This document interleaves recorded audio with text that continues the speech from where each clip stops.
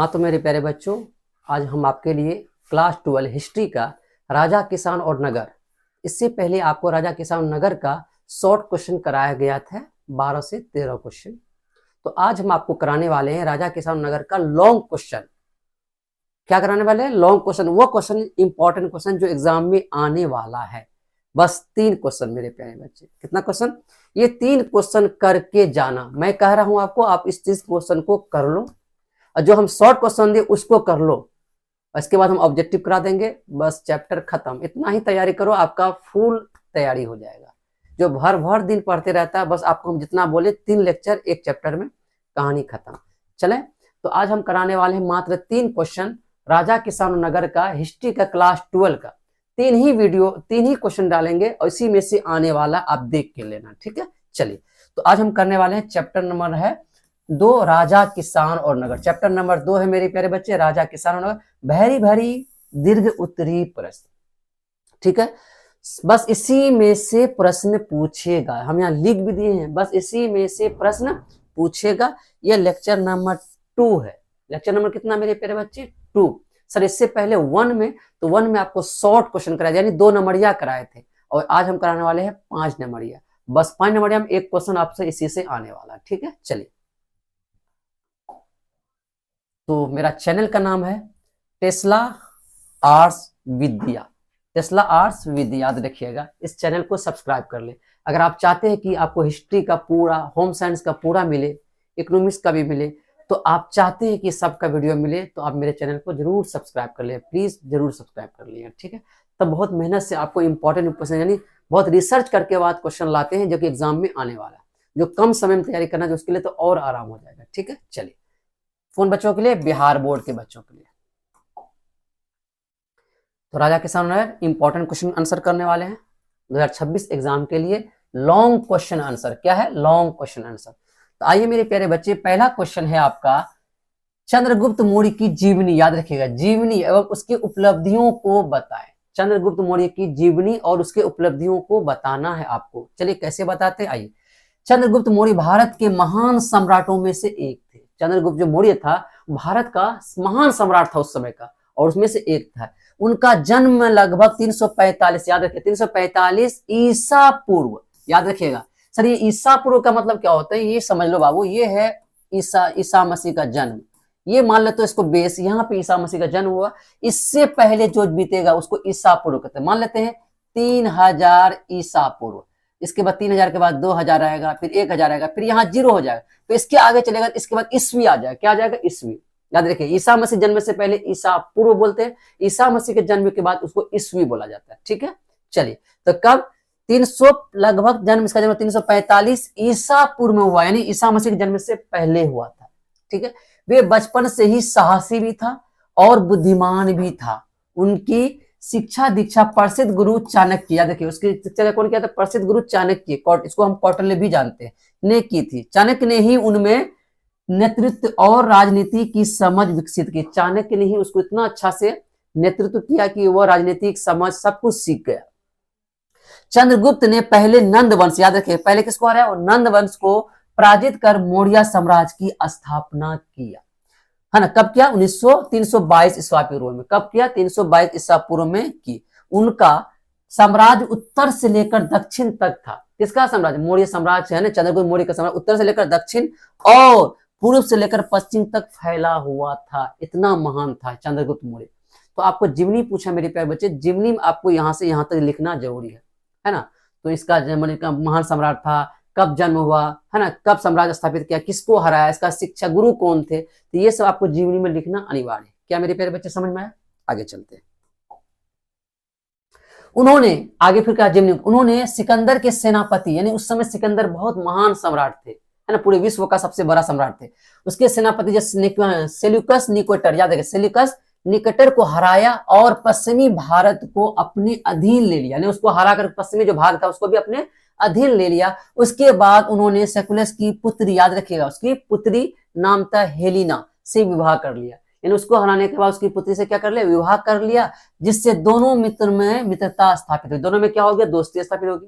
क्योंकि उसकी पुत्री निकोलस की पुत्री से शादी करेगा तो उसका ससुर हो गया, दोनों में क्या हो गया, मित्रता स्थापित हो गई।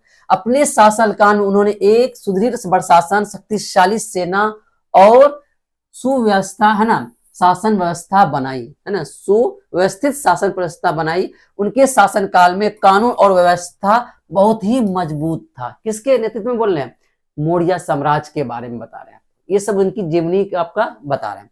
फिर क्या हुआ, जीवन के अंतिम समय जब वो थोड़ा सा बूढ़े हो गए, उम्रदराज हो गए, उन्होंने सिंहासन को त्याग कर दिया, सिंहासन को छोड़ दिया। तो क्या किया, तो सिंहासन छोड़ने के बाद वो जैन धर्म, याद रखिए कौन धर्म, आपसे पूछा जाएगा चंद्रगुप्त मौर्य ने कौन धर्म को अपनाया, तो आप बोलिएगा जैन धर्म को अपना लिया था, ठीक है ना, स्वीकार कर लिया। और कर्नाटक में जाकर, कहां पे, कर्नाटक में श्रवण बेला है ना, बेलगोला में जाकर अपनी तपस्या की और वहीं उनकी निधन हो गई। इस जगह से 2-3 ऑब्जेक्टिव एग्जाम में पूछा जाएगा। बताइए चंद्रगुप्त मौर्य ने कौन सा धर्म अपनाया, तो बोलिए जैन धर्म। चंद्रगुप्त मौर्य ने शासन तैयार कर कहां चले गए थे, बोलिए कर्नाटक के श्रवण बेलगोला में चले गए थे। और उसकी मृत्यु कहां हुई, तो वहीं बेलगोला में ही हो गई थी। ठीक है मेरे प्यारे बच्चे, याद रखिएगा, ठीक है। चलिए, तो यहां तक समझ में आ गया। अब चलते हैं इसकी उपलब्धियां। क्वेश्चन था इसकी जीवनी और उपलब्धियां बता, जीवनी तो बता दी, अब उपलब्धियां जानते हैं क्या क्या इसकी उपलब्धियां थी। चंद्रगुप्त मौर्य ने पूरे भारत को एकजुट कर एक शक्तिशाली साम्राज्य स्थापित किया। चंद्रगुप्त ने पूरे भारत को क्या किया, एकजुट किया, एकजुट करके उसको शक्तिशाली साम्राज्य को स्थापित किया, ठीक है। दूसरा, उन्होंने सिकंदर के सेनापति सेकुलस निकेटर को हराकर पश्चिमी भारत को अपने में साम्राज्य में मिला लिया। किसको हरा करके, सिकंदर के सेनापति निकोलस को, याद रखिएगा। उन्होंने अपनी सेना को मजबूत एवं शक्तिशाली बनाया, जिसमें हाथी भी था, घोड़ा, पैदल एवं रथ सेना भी शामिल था। याद रखिए, उसके सेना में हाथी घोड़ा सब शामिल था। उन्होंने अर्थव्यवस्था और व्यापार को भी बढ़ावा दिया, अर्थव्यवस्था और व्यापार को भी बढ़ावा दिया, जिसमें मौर्य प्रशासन समृद्ध हुआ। और उन्होंने अंतिम समय में जैन धर्म, याद रखिए कौन धर्म, जैन धर्म को अपना लिया और अहिंसा व साधना का मार्ग को चुन लिया। ये इनकी उपाधि है मेरे प्यारे बच्चे। एग्जाम में पूछे 5 नंबरिया तो इतना आप लिख दे के आ जाना, बस ये चैप्टर, ये क्वेश्चन आपका खत्म, ठीक है। अगला क्वेश्चन चलिए।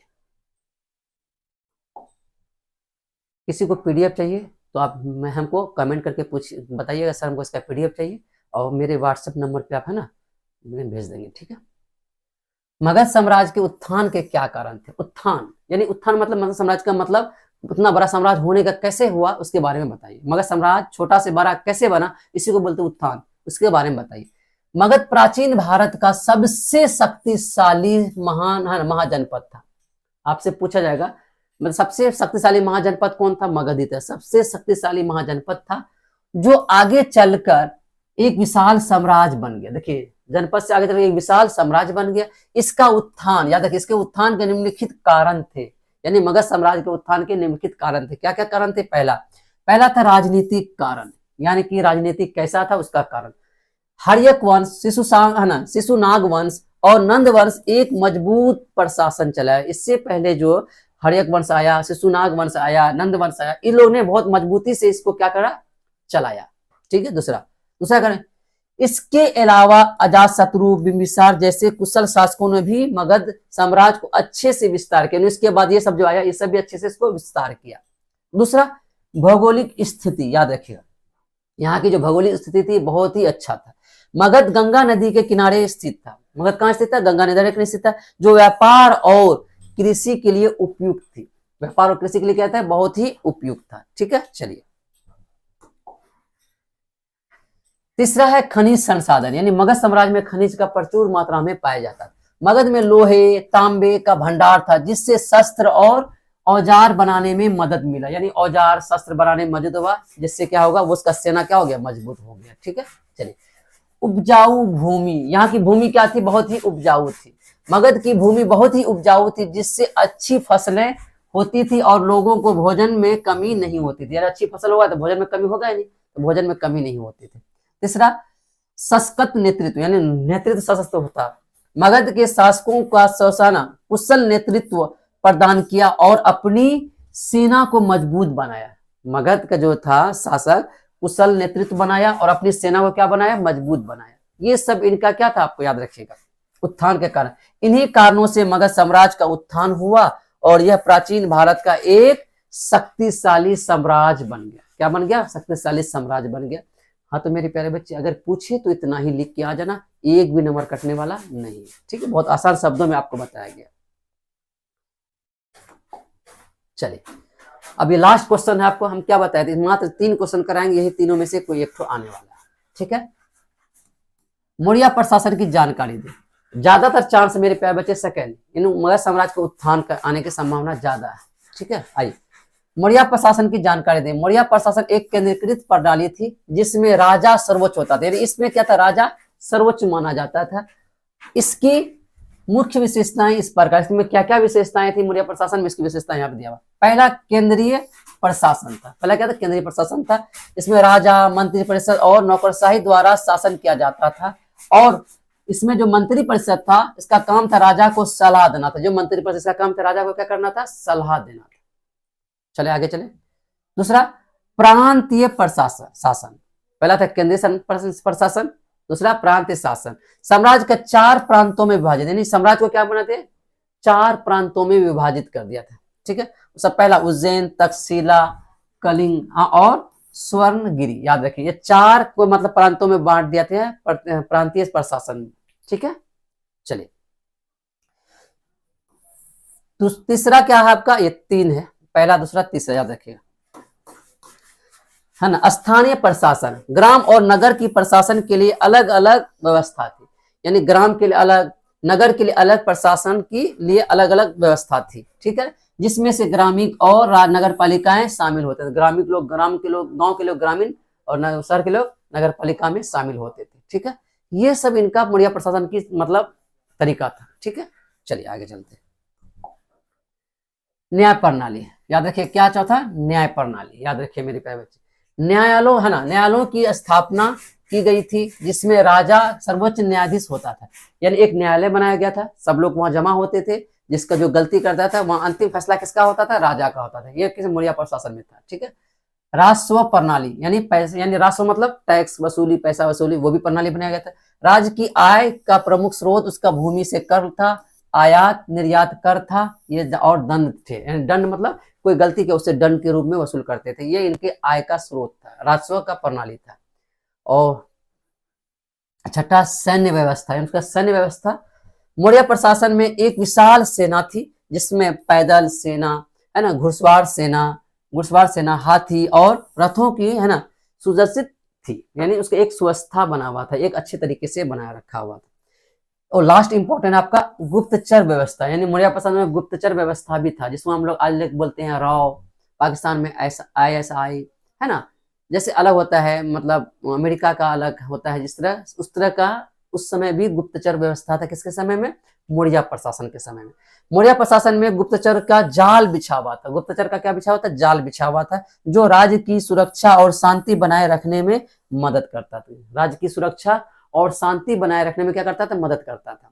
ठीक है, तो मेरे प्यारे बच्चे आपका क्वेश्चन करा दिया गया है सबको।